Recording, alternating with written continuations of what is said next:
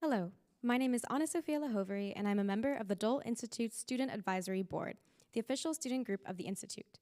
Welcome to the Dole Institute of Politics, and thank you for attending today's program, presented by the Department of Military History at the Command and General Staff College at Fort Leavenworth. A video of today's program will be available on our YouTube channel soon. You can also access videos of past programs by visiting our YouTube channel at any time. A loop hearing system is available to use if you have a T-coil hearing aid. We also have a limited number of listening devices. If you have questions about the loop hearing system, or if at any time during the program you have difficulty hearing, please alert one of our staff members or student volunteers. After the program, we will have some time for the audience to ask questions. If you have a question, please raise your hand and a student worker with a microphone will come to you. Please stand if you are able to and ask just one brief question. The Dole Institute's mission is to foster civil and respectful discussion around important and often difficult topics. Please phrase your questions with this in mind. Before we begin, I'd like to remind you to please turn off your cell phones. And now, please join me in welcoming Deputy Director of the Department of Military History, Dr. Mark Gurgis.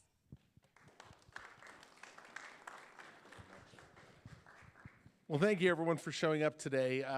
It's my pleasure to introduce Geoff, but before I do that, since it is the end of our year of military invasions, the 2023 theme, I just want to take a little second to kind of reflect back.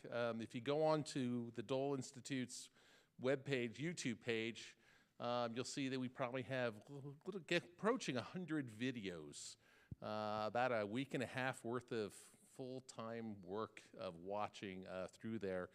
The faculty at the Command General Staff College love doing these things, but we also wouldn't do it if there wasn't an audience for this. And we really thank you all for coming out to do it. That being said, change is in the air. We've been talking with the Dole Institute for the last about a year and a half about changing the date. And hopefully you've gotten wind that starting in 2024 for the next one, which will be Wartime Leaders, what's the proper title label? World Leaders in Wartime. Thank you. The first one will be on the 7th of February, which is a Wednesday. We will start doing the first afternoon, or first Wednesday of each month. And hopefully you can all still make that. I know you've blocked out this time to be with us, and we appreciate that. But we are trying to reach the ROTC students and try to help them in their professional development. It's my honor today to introduce one of our old China hands, well, our only old China hand. And that term from the 1920s and 30s refers to those infantrymen of the U.S. Army and the Marine Corps to a degree who spent long decades in China, where the United States Army had regiments there as part of the legation. Geoff kind of fits that bill. He's a graduate of Bowdoin College in Brunswick, Maine, and then served in the Army, first as a military intelligence officer. He served with the Defense Intelligence Agency as a ground forces analyst, and then he became a foreign area officer where he served in Hong Kong and Beijing. He then was served in Joint and Army headquarters in Hawaii. In 1991, he joined the faculty of the Command General Staff College in our Joint Multinational Operations Department. Continued serving after he retired from the military. Completed his PhD through KU, and then came to the Department of Military History, or came to our department, then finished, one or the other. He's written numerous book chapters and articles about China and Asia. He's well sought after. The 18th Airborne Corps was going to have him out last month to talk to the serving officers about the Indo-PACOM theater. Unfortunately, they had this problem come up in the Middle East that they were then focusing on. But with no further ado, Geoff Babb. Oh, thank you.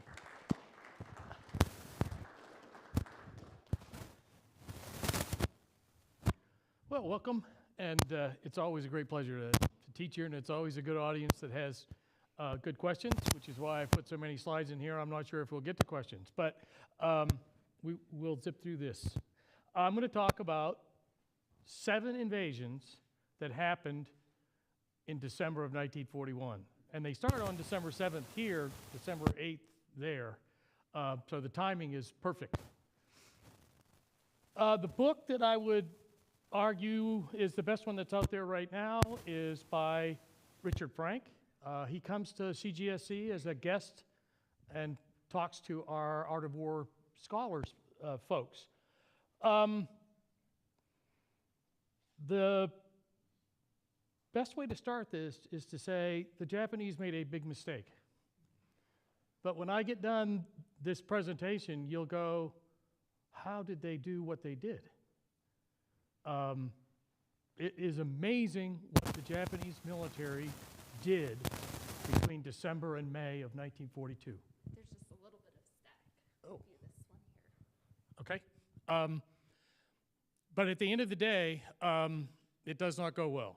But I'm going to stop in May of 42 when we weren't doing well. There's a new book out, Makers of Modern Strategy, the new edition, and in that, S.C.M. Payne, who teaches up at the Navy War College, wrote this. And that's what I'm going to talk through. I'm going to go blow by blow through these 7 invasions. The first thing you need to know is what the Japanese strategic tasks were in 1941. And I'll quickly go through them. First thing to do was to watch the USSR. The USSR and Japan had a non-aggression pact. The Russians, the Soviets, will not join the war in Asia until August of 45. So they are neutral in Asia, ally in Europe. Tasks B and C are to isolate and then win China.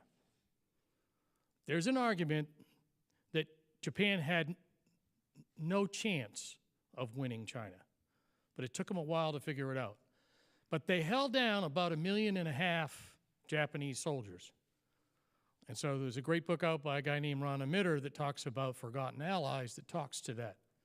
What else do they have to do? Cut the line of communication to the Philippines, and we'll see how that works. And then they will also destroy the U.S. fleet, except for the carriers. And they didn't realize how fast we could put most of the fleet back into service in Pearl Harbor. Then they established the defense perimeter that you can see. And if you defend everywhere, you defend nowhere. And that begins the start of their issues. Southeast Asia is where they need to be, so they need to take the Philippines to make sure that they can secure what's now Indonesia, Malaysia, for the resources that were there. So that's the Japanese plan. Watch the USSR. In September of 39, at the Battle of Nomonhan, or Khalkhin Gol, the Soviets will soundly defeat the Japanese. And so both the Japanese and the Russians, or the Soviets, kind of stay out of this after that. That's the Neutrality Pact of 41, and then Barbarossa in June. So watching this happen, and the general down there is a guy named Zhukov. Zhukov is going to end up in Berlin. He is going to be maybe the most important general in Russia. He gets his start out in the Pacific, probably escaping the purges of Stalin. So at the end of the day, though, this is what's going on the other part of the world, and the Japanese are happy to watch this happen. In China, I wanted to bring you up to date on what's happening in and around 1941. So in addition to these 7 invasions, the Japanese have been in China since 1937. And so this is what's happening in December of 41 in China with the Japanese forces that are there. They will surrender, and in turn, the U.S. Marine Corps and Navy guys that are up in Beijing, they'll seize the international settlement in Shanghai without a shot fired. But the Chinese, at the Third Battle of Changsha, will have one of its I won't say rare, but one of its victories against the Japanese. And you see with this 300,000 KIA and PWs, that's a pretty important victory. It will be in 44 that there will be a 4th Battle of Changsha that the Japanese will win. But by then, it's too late. I'm going to talk about Hong Kong separately as one of my invasions. Here are the 7 invasions that I'm going to talk to. Wake Island, ours. Guam, ours. Philippines, our colony.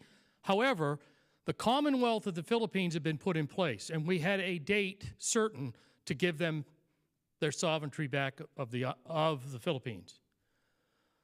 Then we'll look at Hong Kong. I got a chance to live in Hong Kong for 18 months. I've walked that battlefield. I've also visited the Philippines, and I've been up to Subic and Clark, and I've seen the area where that major battle took place, or campaign. I've been to Thailand, Malaya, and Singapore.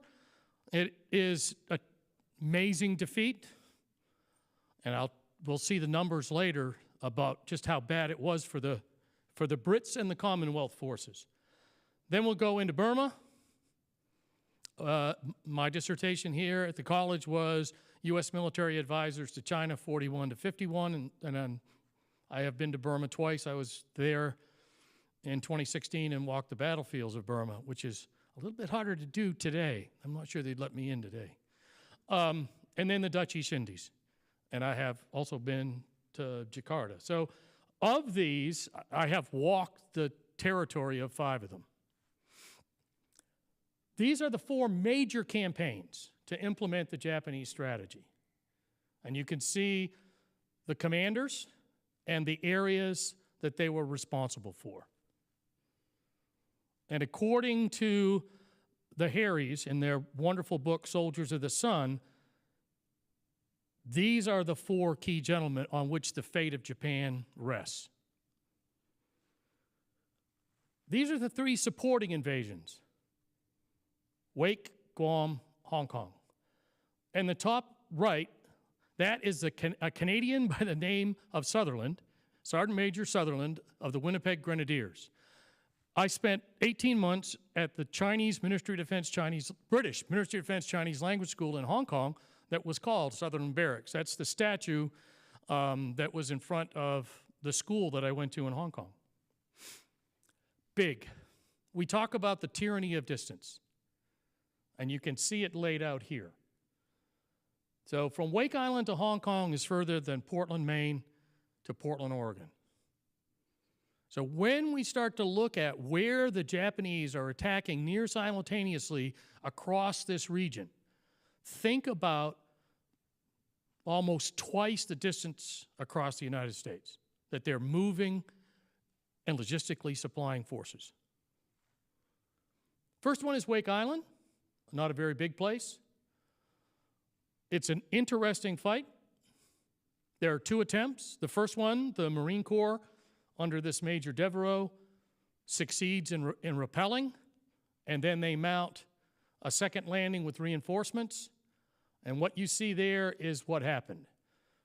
52 Americans KIA, 49 wounded, 2 missing, and over 400 POWs.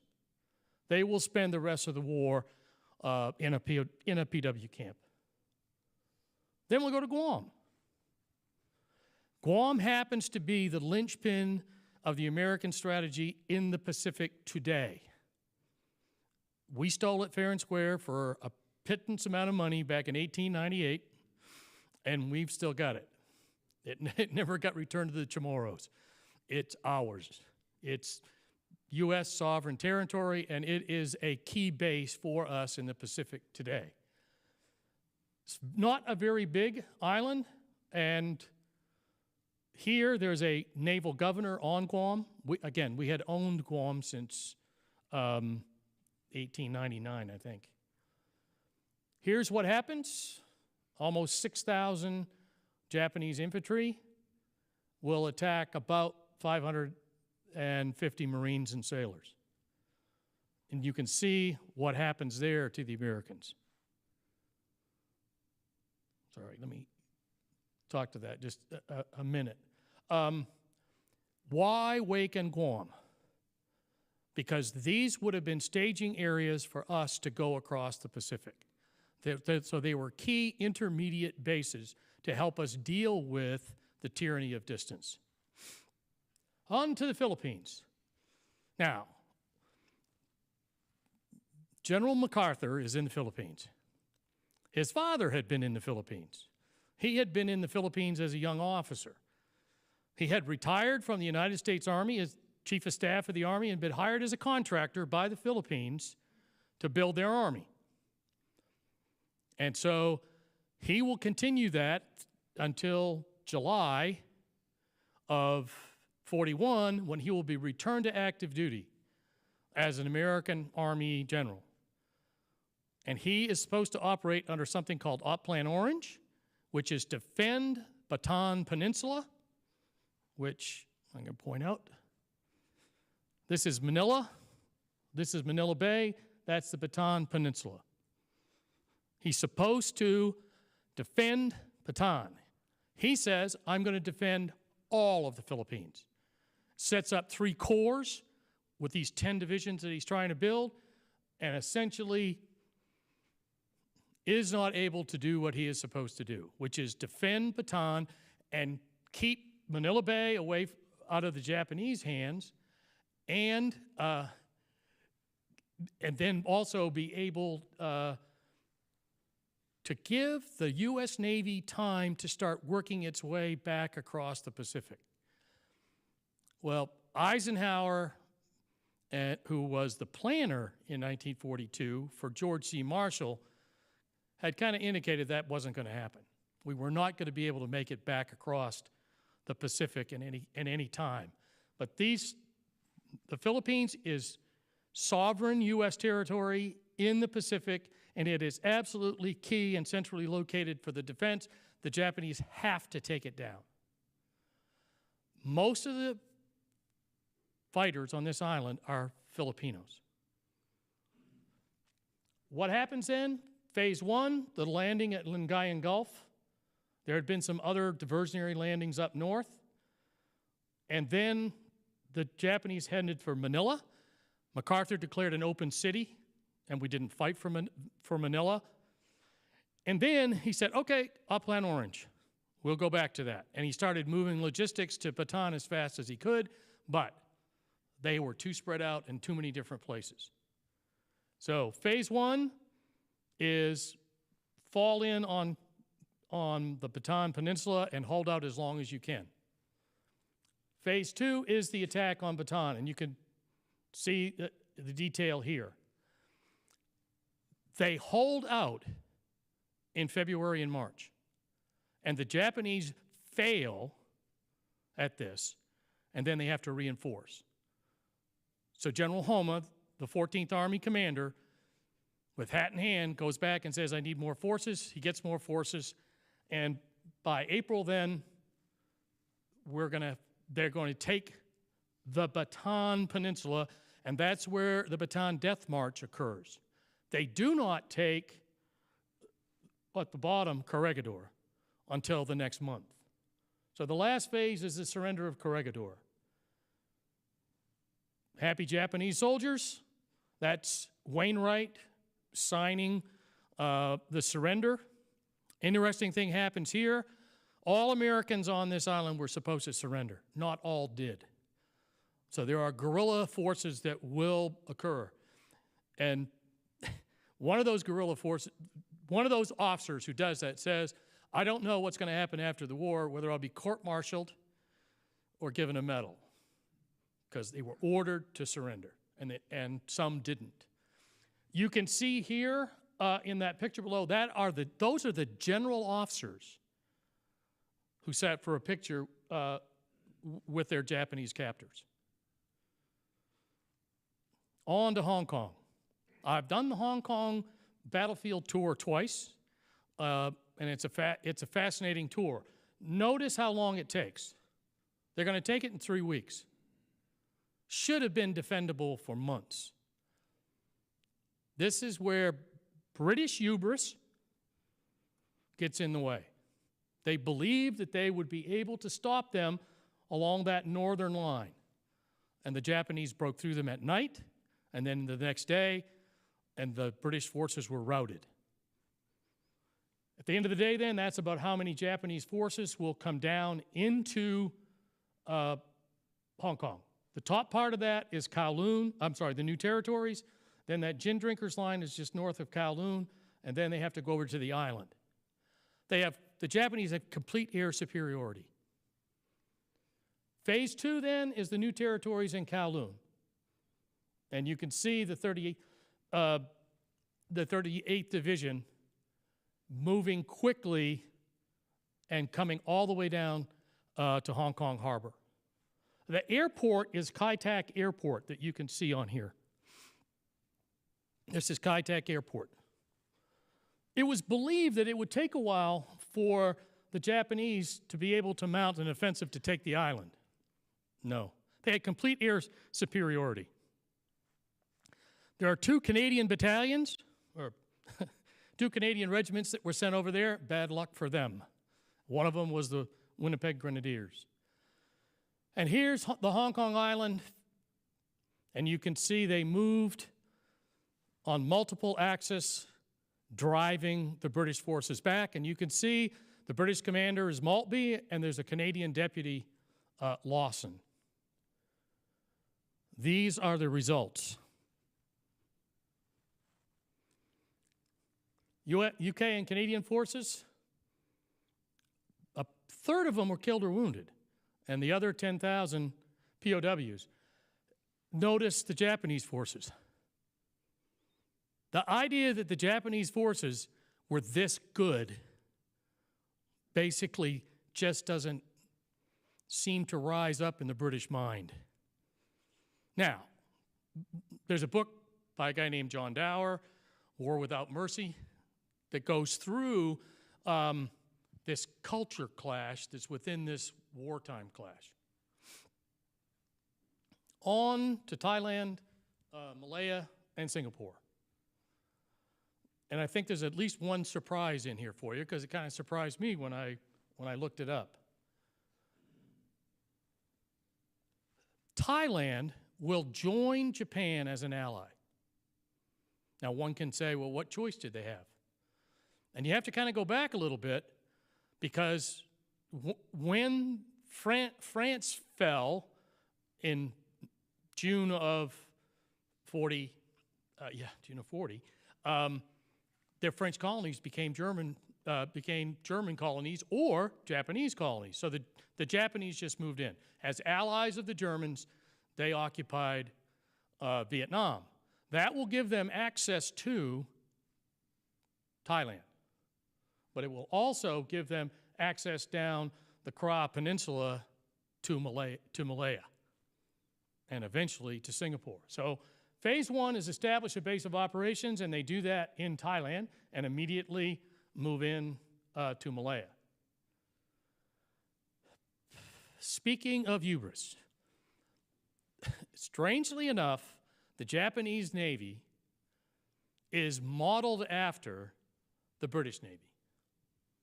2 island nations seemed like a good idea. So I could be corrected by a couple of Japanese experts in this room. I believe in 1902 was the first treaty between Britain and Japan, and that immediately began the upgrading of the Japanese Navy.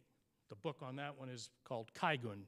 At the end of the day, then, 2 of the UK's cruisers, Repulse and Prince of Wales, are sunk with tremendous losses of sailors. Big surprise. Shouldn't have been. It's the British Navy that helped the Japanese Navy get as good as it was.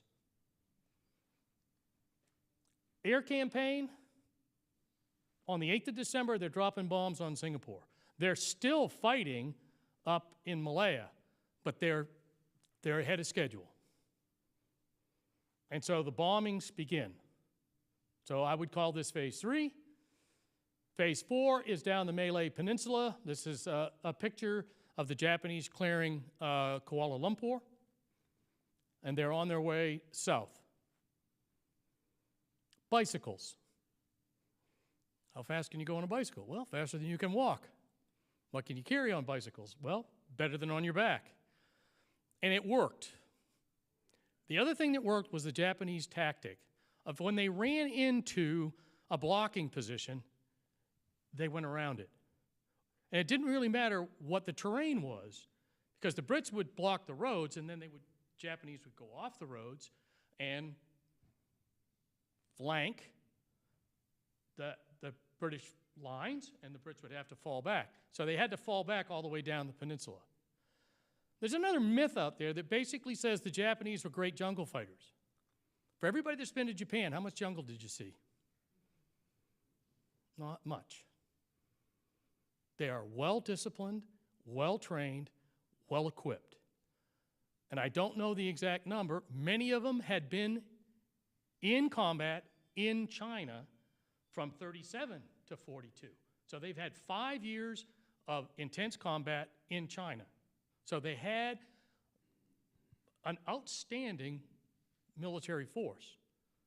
But it wasn't something, special jungle fighters or special, nope, they were just solid soldiers, disciplined and able. And I think they were confident. And you can see why they're confident. Everything's fallen into place for them. This is the famous picture of the surrender of Singapore, and you can see over to the island. So on the 15th of February, the Japanese will move over to the island. And there's a great story about all the guns are pointed to sea. Well, they probably wouldn't have done much good on land anyway. The Commonwealth forces that are there, British Indian units and Australian units, and they're not ready for the fight. And arguably Percival, who we'll see a picture of here, doesn't have it all together. They are just stunned. And the movement down the Malayan Peninsula happened faster than they could imagine. And the numbers of this are significant in that the British outnumbered the Japanese almost 3-1. So it's hard to believe that this could happen. Let's go then to Burma. I went to Burma in 1984 the first time, and then I got a chance to go back in 2016. And so I accompanied the 1st Battalion Royal Gurkha Rifles out of Brunei, and I was their accompanying historian, and we did SLIM's Defeat into Victory battlefield tours of Burma. And we started down south, and we did the first battle of the Sitang River. We saw how Rangoon was taken. We moved up the Irrawaddy and looked at a later battle when the Brits will come back. The largest tank battle in the China-Burma-India Theater happens here at McTilla in late 44. But in 42, 2 divisions will come out of Thailand, 2 other divisions will come in. So there's 4 Japanese divisions that are opposed by a very weak Burmese division and a pretty good British division. It is during this time that Stilwell will show up, Joseph Stilwell, as the Chief of Staff to Chiang Kai-shek. And he thinks he has command of these 9 Chinese divisions. He doesn't. These division commanders, if Stilwell gives them an order, they'll pick up the phone and call Chiang Kai-shek and go yes or no. And that will lead to some other interesting problems. The other problem is the Brits, there's 2 stories, you can believe either one you want. The Brits said, no, don't bring the Chinese in because we're going to return to colonial power when this war is over. And we don't want the Chinese in here. That's one. The other one is don't bring the Chinese forces in because they're too hard to logistically support. So you can choose which either myth you want to go with. At the end of the day, again, hubris. The British did not think that these Chinese units were up to the fight. And arguably, they're not now, although some of them fight pretty well when they have good leadership. Stilwell basically said, if you give the average Chinese soldier good leadership, food, and you take care of them, they're as good a soldier as there is on earth.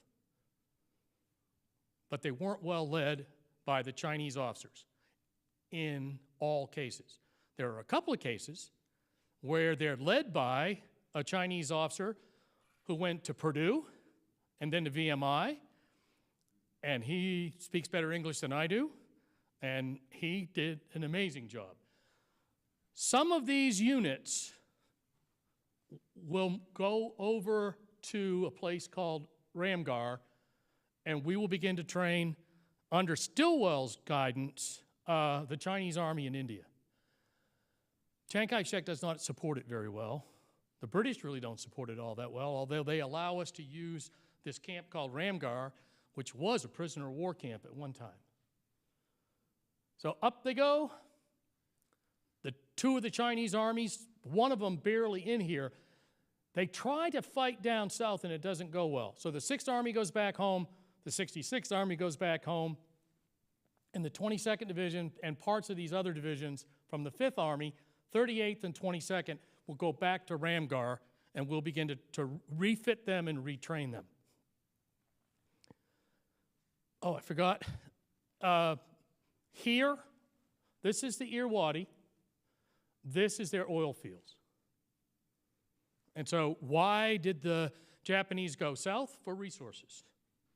So they attempted to destroy the oil infrastructure here as they went. So at the end of the day, though, this is how it ends up by May. The Japanese have taken near totally Burma from the British. There are no American ground combat units in this theater. Stilwell is there as the chief of staff to the Chinese Army and was given no ground combat forces. The Air Forces here belong to Chennault. And Chennault was brought back on active duty in the United States Army Air Corps, Army Air Force, and will serve under Stilwell, not happily. But the Flying Tigers will come down and help a little bit, but there's too much Japanese air power. Because the Japanese have got great air, and they're using it well, that support all of this. So at the end of the day then, they establish firm control. This is the famous picture of Stilwell walking out of Burma.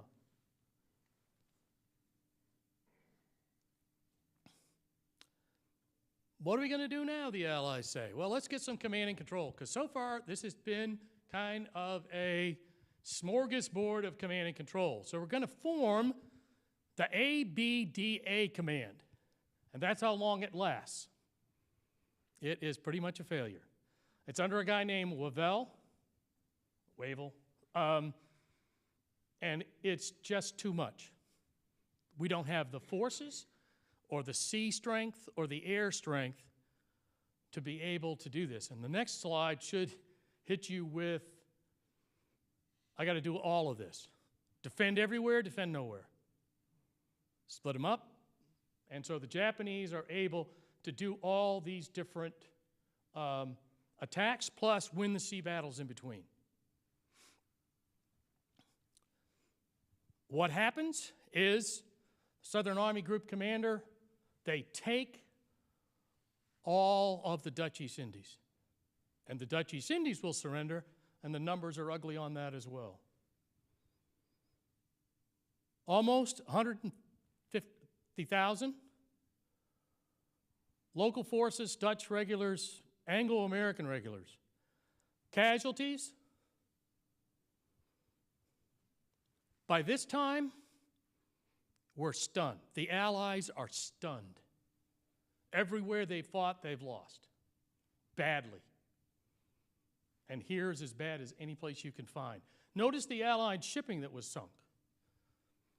The Japanese understood sea power and air power in support of land campaigns and carried it out very well. Did we know? Why didn't we know? We can go back in history and look at the Sino-Japanese War of 1894-95, where Japan defeats China, which would be like Canada attacking the United States and winning. And they did it handily. And then they'll fight the Russians. So in the Russo-Japanese War of 1904-05, at sea in the Battle of Tsushima Straits is probably one of the worst naval defeats in maritime history. And then on land, they defeat Russian forces. Virtually everywhere they oppose them. So it's not just, a bunch of British colonial forces that are losing. Everybody that fights the Japanese lose in this early stage. Surrender then, this is an interesting story that the Governor General refuses house arrest and goes to a military prison camp with his soldiers. And so the whole of the Dutch East Indies now belongs to the Japanese. What do? Well, MacArthur had bugged out of the Philippines in March. Why? Because the president ordered him to leave. And he ordered him to leave because he's such an important figure. What would it look like for a five-star general like MacArthur to be in a prison camp, first in the Philippines, and later probably up into Manchuria, which is what happened to General Wainwright, who was left as the commander of the defense. And Wainwright will not be freed from the prison camp in Manchuria until August of 1945. Then he will come home and he will be put in for the Medal of Honor. And guess what MacArthur says? No. Truman overruled MacArthur. Now, you wouldn't think that would ever happen, but Wainwright was given a Medal of Honor.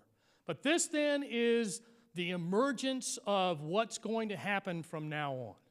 And what's going to happen from now on is there is going to be two prongs in the fight to retake the Pacific and close on the Japanese home islands.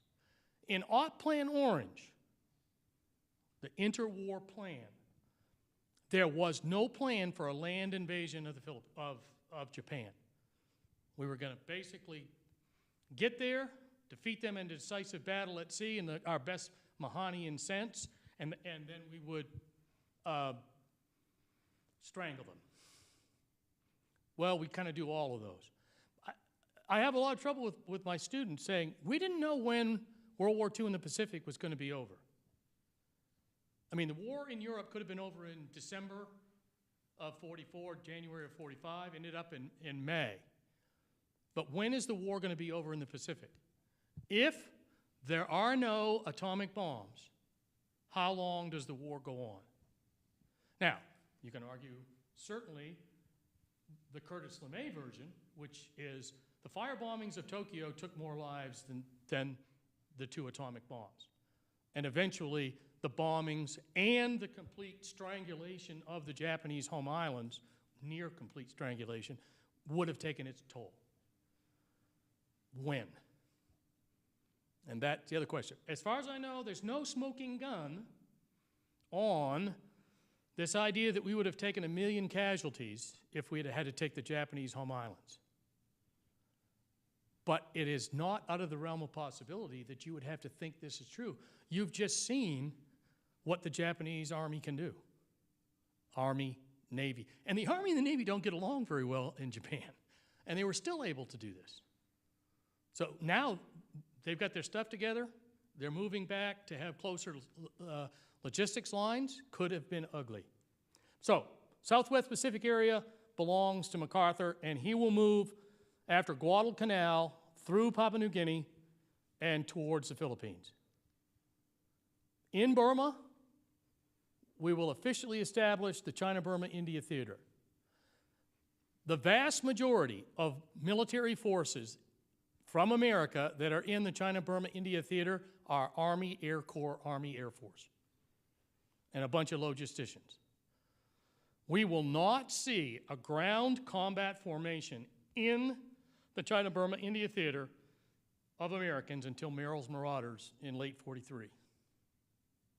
Why? Because Chiang Kai-shek's got 500 divisions.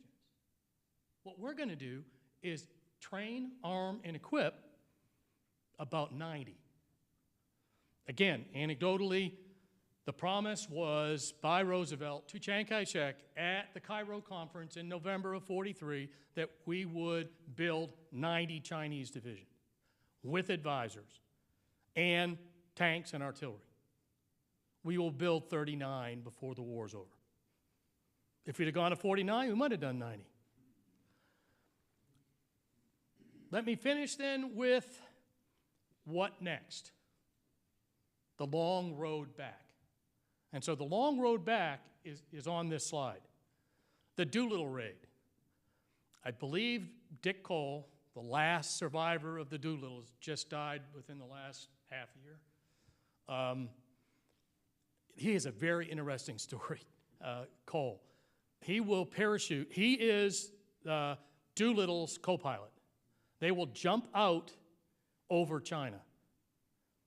And then they will link up with a young American son of missionaries, and they will find their way back to Chongqing. Doolittle will come back to the United States as a hero. Dick Cole will join the 1st Air Commandos down in Burma and continue the fight. If you get a chance to read one of the books on Cole, or an article, it's fascinating. And I got a chance to see him about 5 years ago. He came in and did a talk over at the Kansas City Public Library. Amazing sense of humor. If I remember the joke right, somebody in the audience asked him, well, what were you thinking when you jumped out of that airplane? Thinking that some, great thought was going to come from his head. He said, I just hoped the damn chute would open. There were no great thoughts as he was going out of that airplane. So we start with the Doolittle raid, and then we'll go to the Battle of Coral Sea. And the Battle of Coral Sea, the United States Navy breaks even. But we're on our way. What will happen is we can build more ships than they can, and we will wear them out. Guadalcanal, then Midway. Midway is the most significant naval battle maybe in American history. The Japanese lose 3 carriers that they cannot replace. We lose 1, we can replace ours. So at the end of the day, we don't have that many carriers out there, but the carriers are being built. We are going to end the war with 92 carriers. Not all big deck carriers. Like we have the same thing right now. Right now, the United States has 11 carriers, but it has 8 big deck amphibs that you can fly planes off of. So we really have 19. And if we borrow 2 from the Brits, then it's 21. And if we borrow 1 from France, we'll get 22. Chinese have 3, and 1 being built. But then again, it's all about carriers. But the planning for this had been all about battleships. And the Japanese will continue to build a battleship. And we will continue, but we will not sink their final battleship, I think, to the Battle of the Philippine Sea, late 44. And then Guadalcanal. Guadalcanal is, when you read about it, you go, how did this work? How did this work? The Japanese Navy is so good at fighting at night. We're so bad at fighting at night and so bad using our own radars that there are about 6 naval battles in a row in and around Guadalcanal. And it isn't until the last ones that we start to break even. We have a learning curve, and the Navy was finally starting to get back after it. Now, there's a whole story about the Navy abandoned the Marine Corps ashore. Well, the timing on that's a little suspect. Abandoned for about 72 hours. The Navy knew they had to come back. They had to find a way to deal with it. And the Navy obviously changed command from Gormley to Halsey. So Guadalcanal is the turning point on land. Midway is the turning point at sea.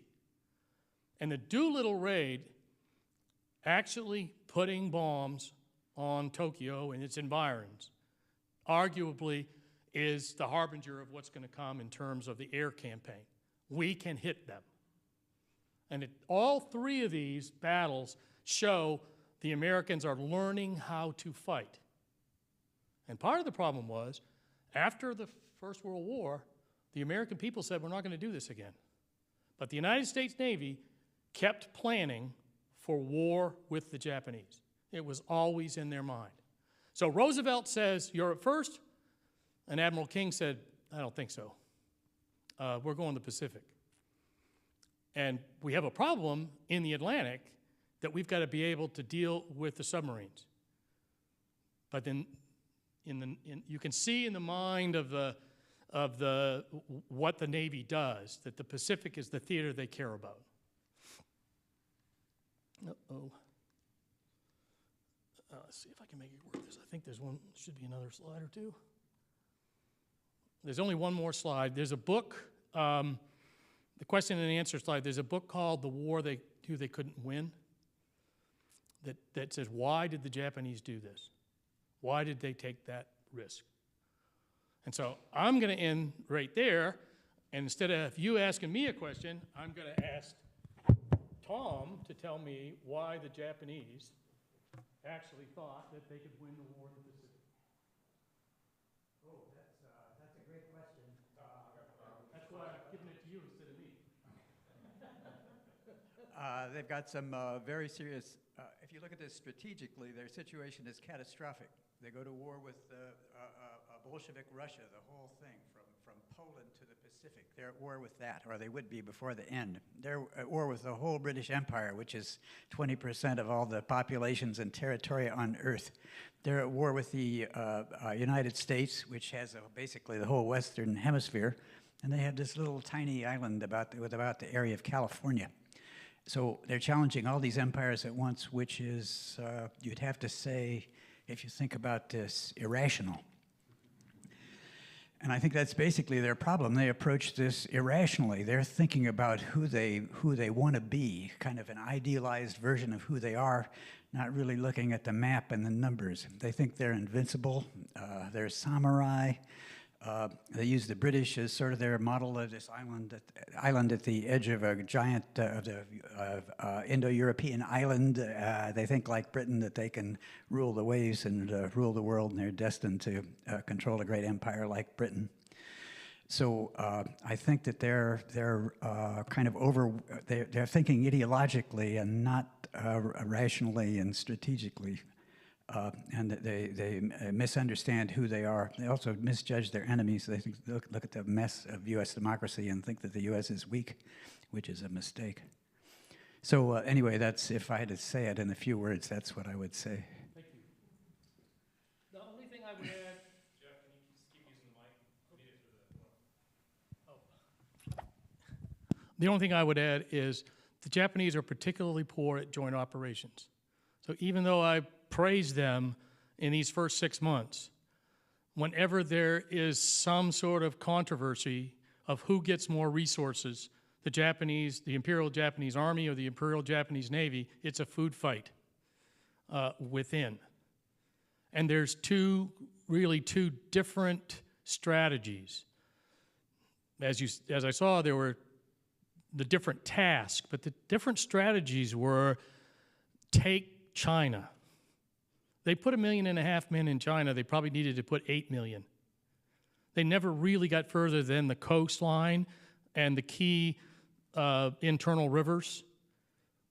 But at the end of the day, when the Doolittle Raiders landed in China, they were essentially landing in places where the Japanese weren't. Now, the Japanese moved quickly to move people in to go after those pilots.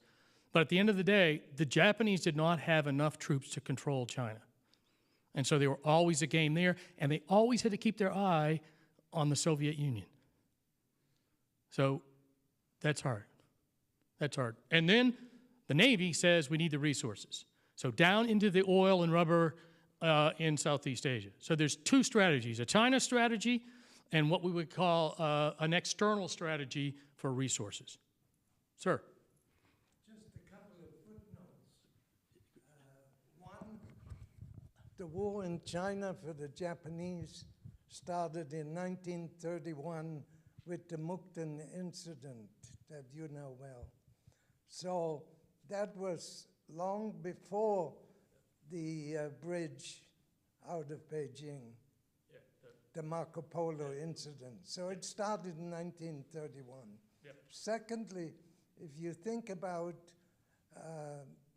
Guadalcanal, think about that what is currently happening in the Solomons. In Guadalcanal, much depended on taking Henderson Field. After all, the Japanese admiral was killed by aircraft from Henderson Field. So we should not forget that. And in a way, I think what is happening currently is that people have a tendency occasionally to underestimate what they are facing. Yeah. No, absolutely. Absolutely. And by the way, you should be congratulated. You didn't read your presentation. That's because I'm from Maine and I can't read. I've been tricking people for years. It's like the drum line, the drummer that can't read music. No, I had to write and read a little bit here. Any other questions or thoughts?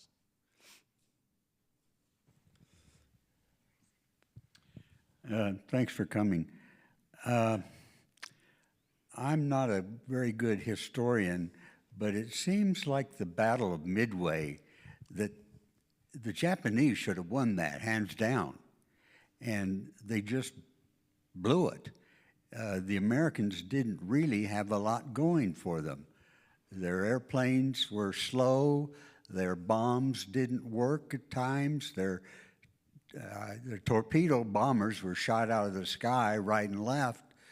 I just don't see how the Japanese managed to lose that. Well, Clausewitz has a trinity, and shorthand for it is the government, the military, and the people. And the other name for the military is chance, luck. So you could certainly argue at Midway we were more lucky than good. But it doesn't matter at the end. They lose 3 carriers, and they cannot replace them. And so, but you're absolutely right. We are learning by doing. Remember where we were in 1939. The American people do not want to go to war anywhere. What came out of 1919 is we're not going to do this again. This was dumb. We went to World War I. What did we get out of it? Nothing. That's the view back home. So Roosevelt all along is saying no war, no war, no war. At the same time, it is after the Germans go into Poland, you start to see a turn. You start to see a draft come back in 40. But at the end of the day, right now in the United States Army, we got 11 divisions. And we're having a recruiting problem, sort of, to only have 11 divisions. How are we going to replace those people? All volunteer Army didn't work then. But at the end of the day, if I took 1,000 young men and women out of the senior class at every high school in America and threw out the ones that weren't physically fit and mentally able and not too much on drugs, I could easily end up with 1 million. And what would I do with 1 million young Americans in July of this year, of 24? There's no extra room on any of our bases. Our training cadre could not handle that mass of a change.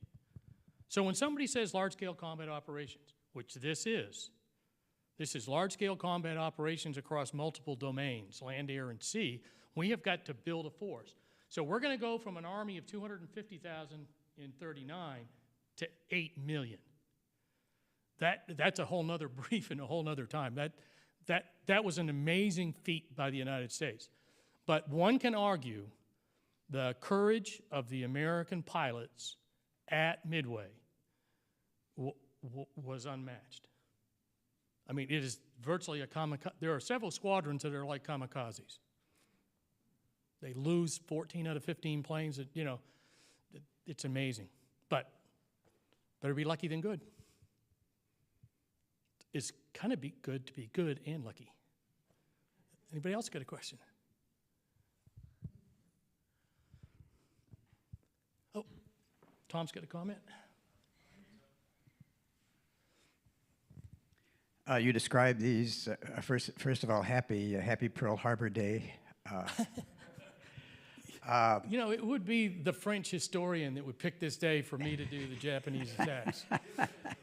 Yeah, you guys got kicked out of Japan, and they replaced you with the Germans to train their army, and you've been mad ever since. Just keeps watching The Last Samurai.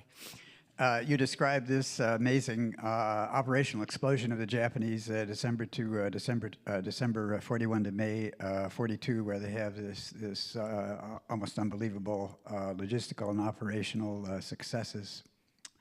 But my question is there some way, given that they decided to go to war, that they could have prevailed by making different decisions in this period? In other words, if you were advising the Japanese Supreme Command in November of 1941, what would you have told them? Don't leave Manchuria. Don't leave Manchuria. From Manchuria, you can slowly creep into China, but you're there to stop the Russians if they come. So don't leave Manchuria. And then figure out exactly what you need for resources in Southeast Asia. Do you need to take all of it? Now, my old professor is sitting in the back, and I believe his father worked on creating oil out of pine as a scientist in Japan. So they had to have certain resources, and the only place to get them was. And then, but don't go further than you have to. And so it's overstretch. It's overstretch. Could they have taken advantage of, we don't want to go to war? How much longer would it have taken Roosevelt to move the United States to declare war? I mean, he'd gone the step of the embargo of what, oil and iron steel. Why? Why then? I mean, it's not like the United States has never been divided internally. That just never happens. That's a great question, though, Tom. The other thing you would have had to do is to bring the heads of the Army and the Navy together and say, we're doing joint campaigns. You guys aren't doing what you want to do. You guys aren't doing what you want to do. We're going to have a joint campaign. And so the campaigns that they would have done then would have been hopefully better coordinated. And then the protection of all those islands out there sounded like a good idea. But once MacArthur figured out bypass, and the Marine Corps kind of figured out bypass, and the key is the range of your aircraft. And I can be corrected, but the Japanese probably had the best aircraft in 1941. By 1944, they didn't. And especially their pilots. The attrition of their pilots may have been more important than the attrition of their planes, because I have heard the story that in August of 1945, Japan still had 10,000 aircraft available. But they didn't have the pilots. Didn't have the pilots. Okay, I think that's the last question, and last question, sir. Thank you. There came a point in the Pacific Campaign where the United States had to decide whether to take the Philippines back or do some other things. And there was a meeting someplace of the top military commanders and President Roosevelt, and all the top military commanders except MacArthur wanted to go someplace else other than the Philippines. But MacArthur won the day, and the United States went to the Philippines. And I think Roosevelt didn't like that, but he went along with it. I hope there's no people of Philippine heritage in here. Because the last time I answered this question, they were not happy with me. MacArthur's just painful.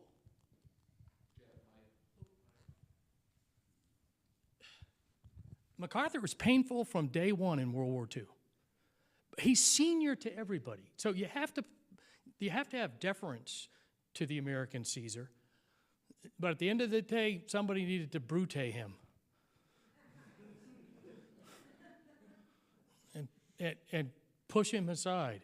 But then again, I don't know that there's a more brilliant military maneuver than what happens at Incheon. He is absolutely phenomenally brilliant. But he does, I mean, the amount of lives that we lost taking back the Philippines, we're still fighting in the Philippines when the Japanese surrender. And the Japanese have picked some wonderful places to defend north of the Leyte Plain. And they're able to do that quite well. I think the last Japanese is captured in the Philippines in 1973. That must have been a great, back pay check. But it's phenomenal. But yeah, MacArthur, and again, the people of the Philippines, and again, anecdotally, Manila was the second most destroyed city in World War II after Warsaw. And we didn't help much to rebuild it. But when MacArthur comes back, the Philippine people love him because we'd have bypassed it, could have bypassed it. But you're either going to Taiwan or you're going into, all of a sudden you're pinching off. Iwo Jima is taken by the Marines so that the B-29s will have a place to go into if they have mechanical problems. The only other way then is the Philippines into Taiwan and up. Or we continue to build Chinese divisions, and Wedemeyer replaces Stilwell, and there's 39 U.S. Army trained and equipped divisions that begin to move on the China offensive, basically from the southwest of China, headed first for Hong Kong to open up a big port, and then up the coast. Remember, 1949 is looked at as the potential end. And so, again, a lot of what we say is conjecture, because what would we have done, differently, or what could we have done differently? Good. Well, I hope you found something interesting in this.